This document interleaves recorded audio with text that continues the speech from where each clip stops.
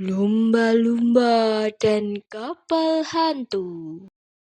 Mina dan Mino, si lumba-lumba bersaudara, sedang asyik bermain bersama teman-teman mereka. Saat bermain, Umba bercerita tentang sebuah kapal hantu yang berada di dasar laut sana. Umba berkata bahwa ia mendengar cerita itu langsung dari pamannya yang baru saja melewati kapal hantu itu dan mendengar suara teriakan yang menakutkan dari dalam kapal.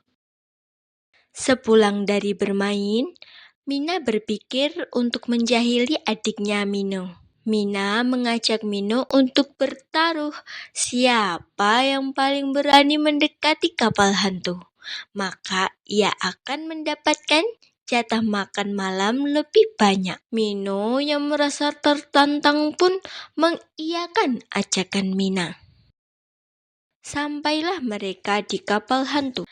Dari kejauhan, kapal itu terlihat sangat menyeramkan. Nyali Mino mulai ciut. Badannya gemetar, namun ia tidak mau kalah dengan Mina. Meski ragu, ia perlahan mengikuti Mina mendekati kapal hantu. Kenapa kau terus di belakangku saja, Mina? Kamu takut ya? Kalau takut, pulang saja sana. Nanti jangan lupa sisakan makan malam lebih banyak untukku. Karena aku akan menang taruhan ini. Ejek Mina. Wow! Tiba-tiba terdengar suara teriakan yang menyeramkan. Mino langsung kabur, sedangkan Mina ekornya tersangkut di pintu kapal. Mina berteriak minta tolong, namun Mino yang ketakutan tak mendengarnya, karena sudah jauh berenang. Setelah jauh berenang, Mino menyadari bahwa Mina tidak ada di belakangnya. Mino khawatir Mina ditangkap oleh hantu kapal. Namun Mino tidak berani mendekati kapal itu. Akhirnya Mino mencari bantuan teman-temannya. Namun banyak dari mereka tidak berani. Mino tidak menyerah. Ia terus mencari bantuan untuk menyelamatkan Mina. Melihat Mino yang kebingungan, Pak Ura si kura-kura dan Pak Tira si kepiting bertanya pada Mino. Mino menjawab bahwa Mina terperangkap di dalam kapal hantu dan ia sedang berusaha mencari bantuan. Karena kasihan, Pak Ura dan Pak Tira menawarkan diri untuk membantu Mino menyelamatkan Mina. Tibalah mereka di kapal hantu. Terdengar suara teriakan yang menakutkan itu lagi, disusul oleh suara Mina meminta tolong. Mino, Pak Ura, dan Pak Tira langsung buru-buru masuk ke dalam kapal.